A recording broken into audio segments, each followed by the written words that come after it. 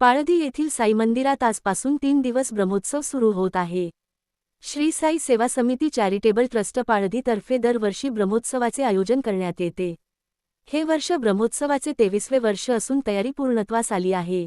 Stage मंडपाची तयारी झाली असून यावर्षी साई मंदिर नव्याने बांधून मंदिरात नक्षीकाम असलेले खांब, मंदिर परिसरात भला मोठा कारंजा नव्याने बांधल्याने मंदिराला अजूनच शोभा आली आहे।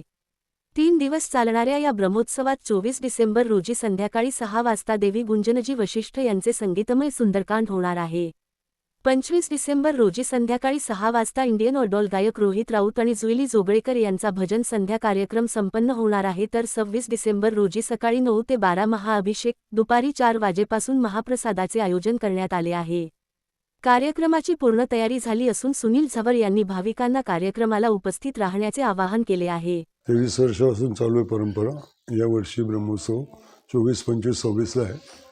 नागरिकांनी त्याचा लाभ घ्यावा, त्याचा महाप्रसादाचा, दर्शनाचा आणि महाअभिषेकाचा। पहिल्या दिवशी सुंदरकांड असतं 24 तारखेला, 25 तारखेला भजन संध्या असते, 26 तारखेला महाअभिषेक आणि महाप्रसाद असतो। दर्शनासाठी यावं त्यांनी। मंदिरही नवीन बनवलेलं आहे आता।